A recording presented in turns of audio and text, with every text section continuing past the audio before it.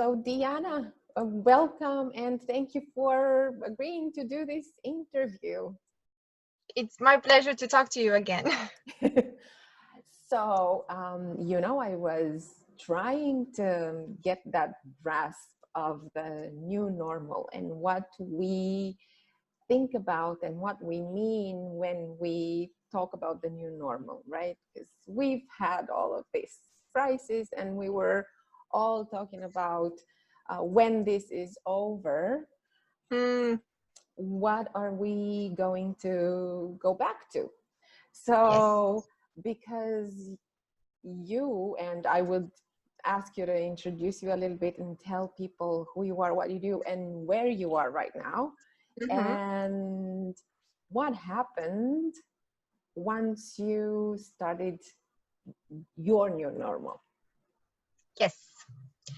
Well, I'm Diana. I'm an entrepreneurial and growth mindset coach, and I'm based in Copenhagen, Denmark. We have been opening up slowly for the past maybe month and a half now, and well, it's. I don't think we're at the new normal yet. I think I think it's going to be a while until it's going to be a new normal. It's still new period. um, but yeah, I can tell you a little bit about Mm-hmm. how things were here. Where we were one of the first countries in Europe to close down, close borders and close businesses and work from home. We are also a very small country, Oh, so wow. And very disciplined as well. well, yeah, but I mean, I think it's sometimes it's overlooked. Mm. It's a little bit easier to shut down a 5.5 million inhabitants country, because there are like cities bigger than bigger than the whole country. So of course, I mean, there's a lot of logistics, right, and a lot of other things implied that people tend to oversee when they talk about it. So we are a small country, so we organized very fast, and of course it's also in the culture. There's a culture of trusting the authorities and trusting the government, and there is a culture of wanting to overcome things together. So there is this feeling that we're all in the same boat. Nobody's fighting anyone at all. Everybody's just like, okay, let's just get it done. And that's one of the big differences that I've seen as myself, not being a native Danish citizen, just a habitant of Denmark. So it's different in that, from that perspective. Mm-hmm. And I think this element should be looked at as well when we talk about new normal and opening. And there's a lot more involved than what it's told to us, or the measures that are being taken. There's a whole lot layer of society and a lot of layers of density and Mm-hmm. cultural. There are many layers that we have to talk about when we talk about it.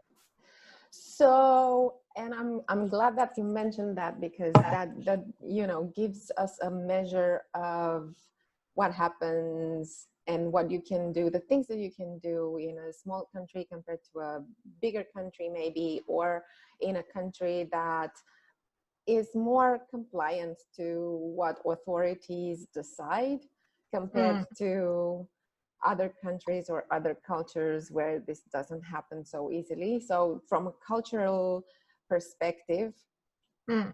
because when we talk about cultural differences, this is what we mean, right? You do you do things one In a way different way. in a different way, one way in one country and another way in another country, and that is what gives you the measure of what's going on in the culture that we live in.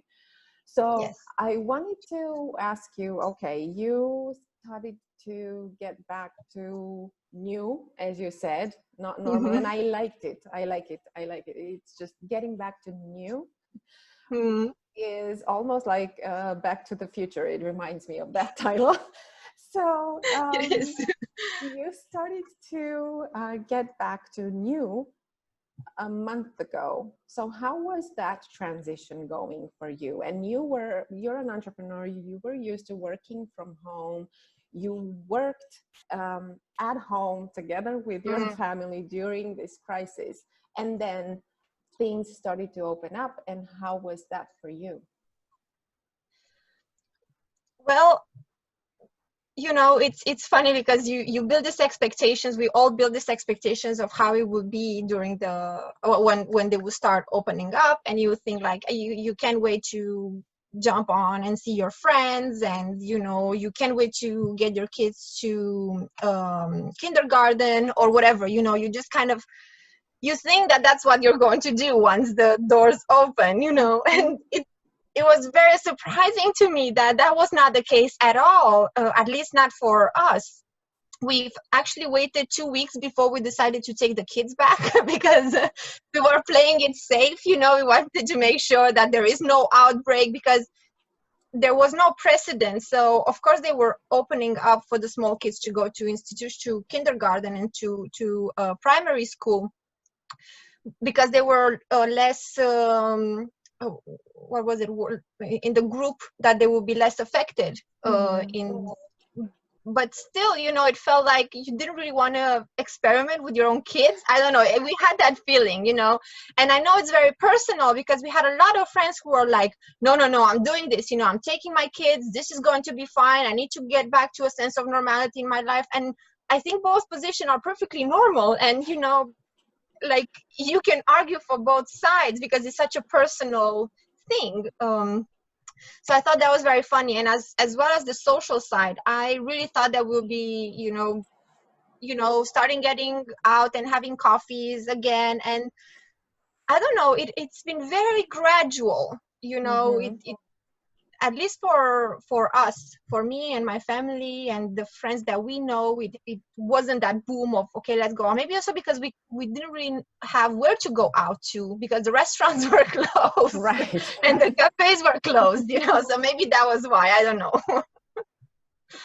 Okay, so it was, and you know what, I think it's going to be a lot of that once everybody starts getting back, because when we're in quarantine, isolated, we think, this is what's going to happen and this is what I'm going to do. And then when I am in that situation, things doesn't go necessarily as I imagined them to go.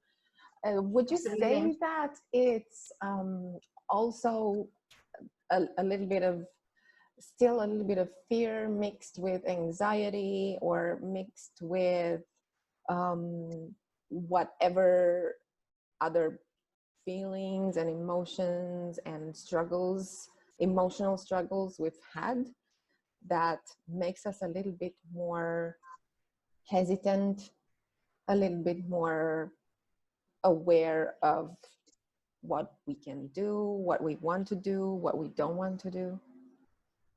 Yeah, I mean, I actually thought a lot about it because it's very, of course, it's a very interesting time to live, and and you know, we are, as human beings, we're not that good with changes.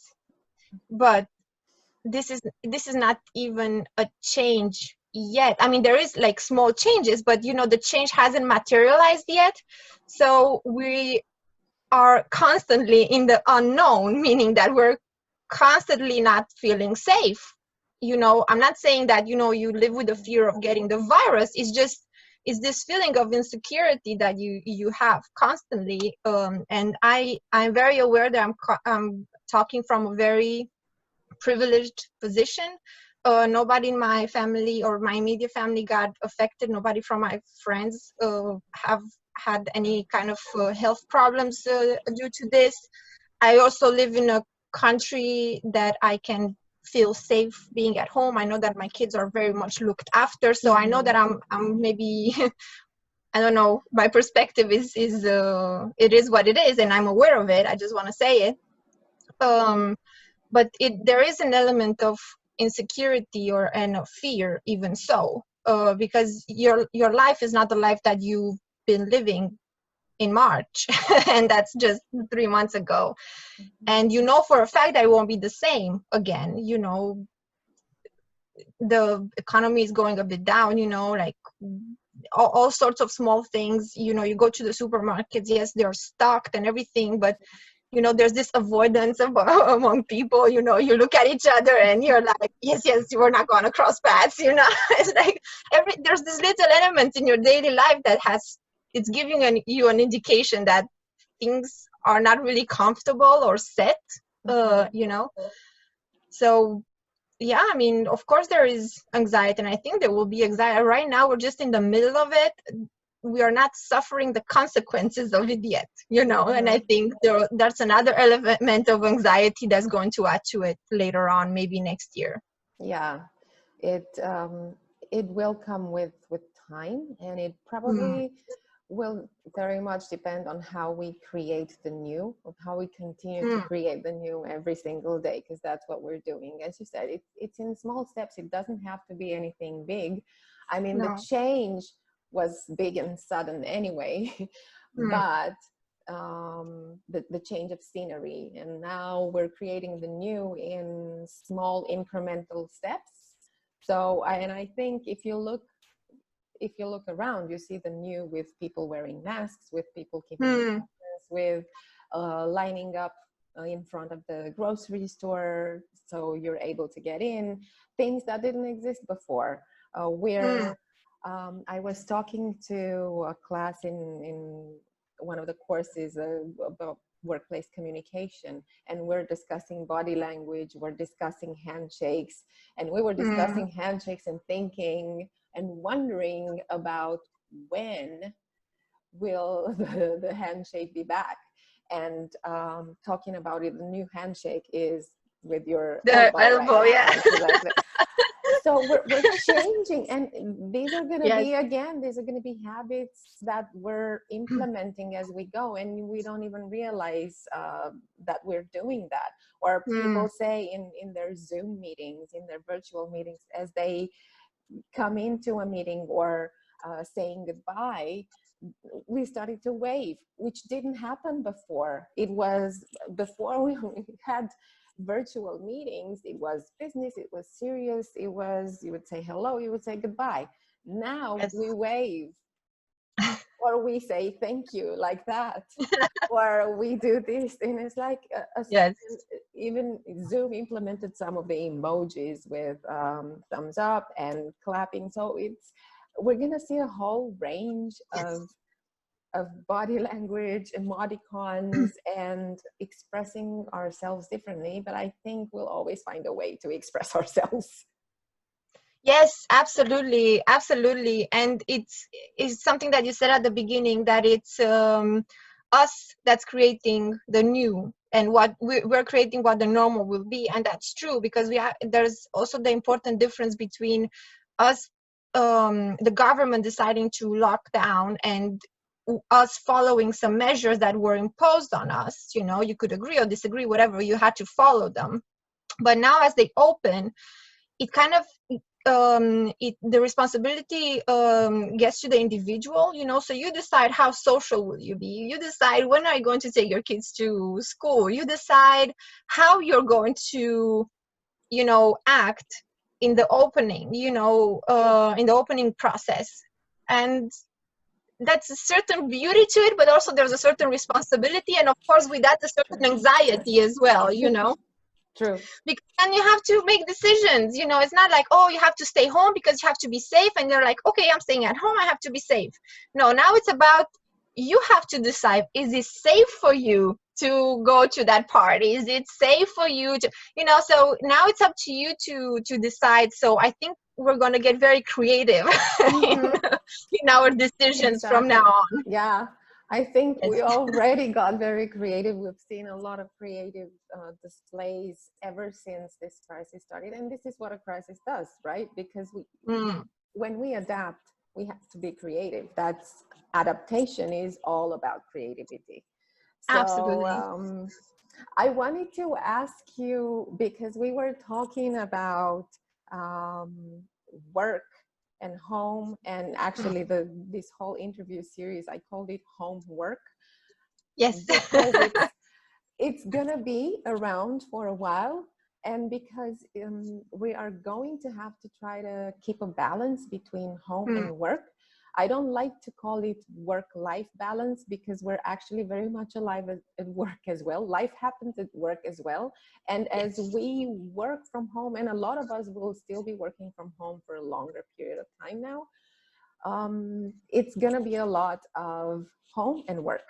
Yes. So I wanted to ask you, because we're all imagining, oh, well, when things open up, I'm going to get back to my normal schedule, to my schedule, to working from home, not with everybody around me. So how Hmm. was that for you?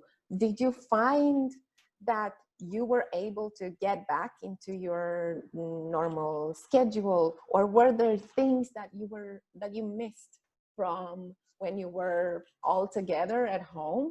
And then did you have, I don't know, when kindergartens opened up and you took your kids to kindergarten, did you have that empty nest feeling, or were you missing any elements of that? Yes, absolutely. And again, it comes back to that it's your responsibility, right? Mm-hmm. So this was our decision to take the kids. So of course there was that element that if something happens, it's not our fault. This is not a matter of fault, but you have that responsibility, and you're a parent. You know what I mean? It's a conscious decision, knowing that there's still a risk. The government decided that they're a bit of a lower risk, so they wanted to open up and see how it was going. So you as a parent decide to do it, and try to corroborate this theory. So of course, the first week, 10 days, because they say that that's kind of the incubation period, 10 days to 2 weeks. So we were a little bit like, I hope everything is okay, I hope everything is okay. So in that way, yes. Then of course you do create a new routine around the house. It's like when you're on holidays, right? You bond, you have your new inside activities. There's an energy in the house around each other, positive and maybe not so positive, but you're in there together, and you can make it work. And then it's, of course, it's another sudden change. All of a sudden that's gone, right? I can't say that I felt like the empty nest, but it was this kind of, okay, it's a new thing again, Mm-hmm. so, there goes another change and another change and another change. And I think, as human beings, we're not that good at managing change or accepting change. But when it's so much of it, then it creates a crisis.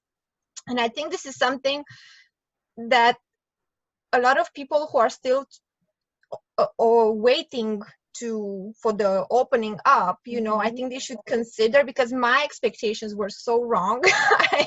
I thought that I would be going into, a full-time schedule, or at least keeping up the productivity level that I have during the lockdown, because you remember we talked about it, and we were very organized. We had working time slots, and it was everything very effective.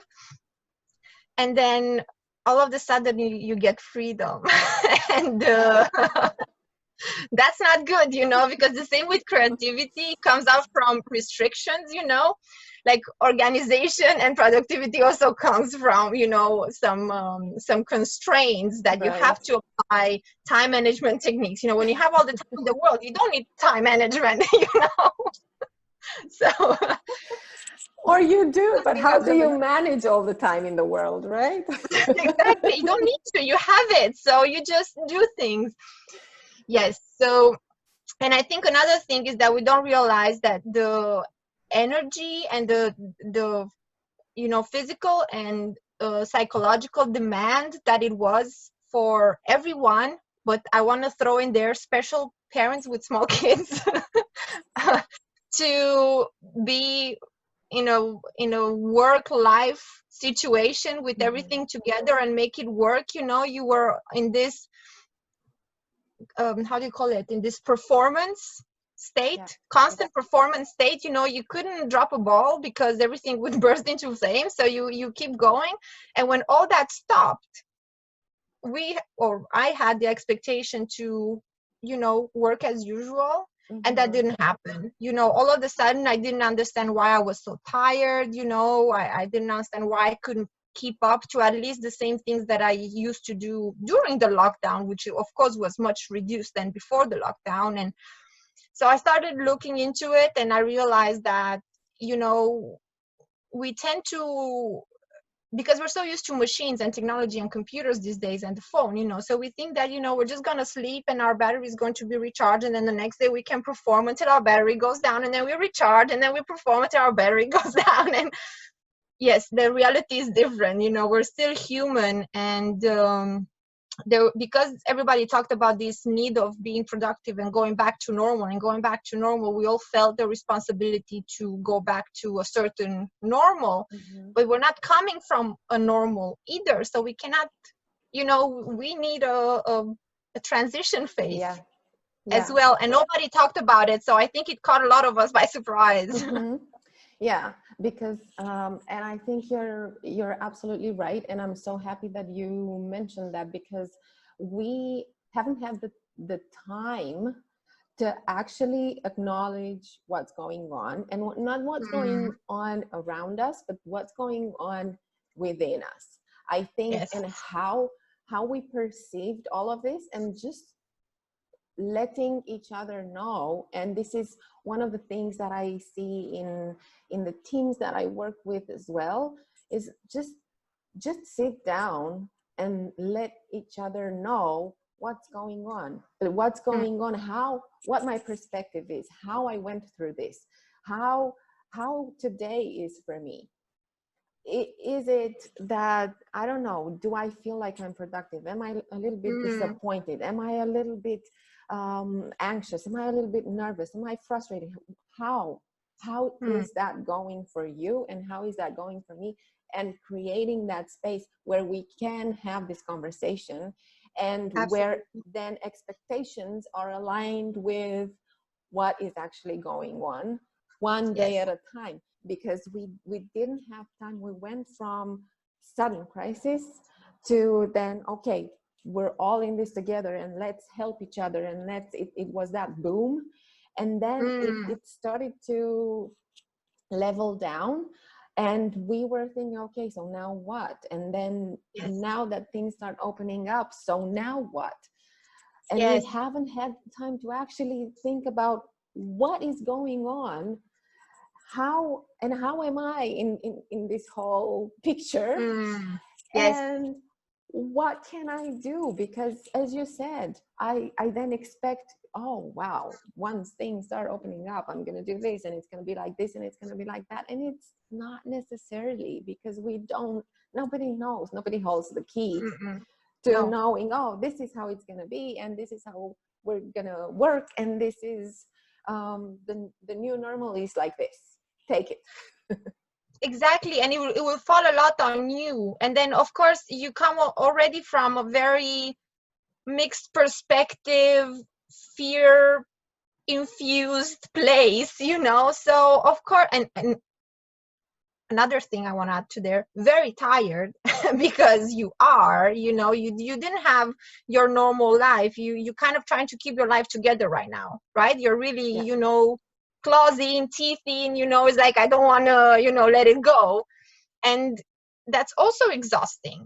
You know, you don't have the reassurance, like until March we had the reassurance, well, this is my year plan, you know, like I'm gonna check in with myself in May and see if I'm up there, you know, or otherwise I'll push a bit harder, or, you know, you have this rhythm. And in 3 months we had to change all our lives, put it into a box that they told us, you know, here's the box, here's the lockdown, try to fit your life in there, hold it close, you know. Mm-hmm.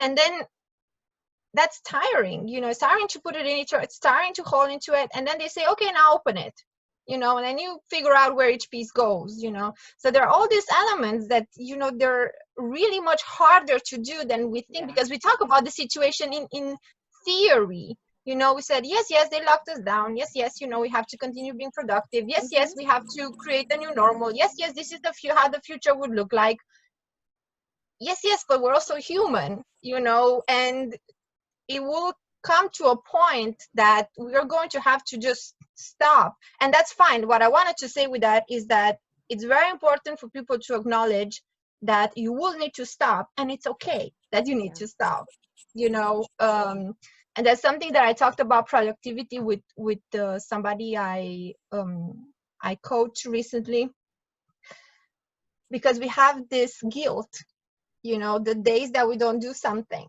that we are being, you know, we're being lazy. Yeah. And you know, this is a word that, you know, it's very okay. Productivity is measured over a period of time, and you know, based on what you are delivering, based on what you set to do, you know, that's how you're being productive. You want to do this and you're doing it, and then you get it right. That's productivity. So it's measured over time. It's not measured in the last hour. I didn't do anything. It means I'm lazy, or I took a weekend off, you know, I'm sliding off, you know, or it's like, so we have to be careful there, because there's been so much talk about productivity also during the lockdown, and how important it is to stay productive and, you know, get ahead of the game and, you know, make your own future, or, you know, kind of that we really have to make sure that we don't see being productive as being busy all the time and burning out. Mm-hmm.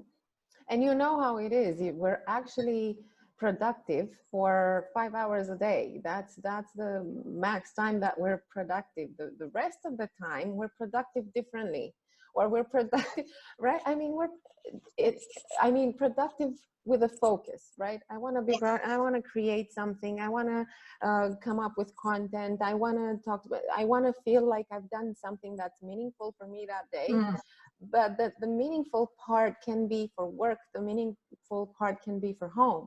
So I can be productive. And as I say, you can't pour from an empty cup. So you have to constantly fill that cup. That is me. So, right. Absolutely. So I can continue to be productive. I need to still do something else that brings in more creativity and more productivity on a longer period of time, because it's not a sprint, it's a marathon. It's exactly.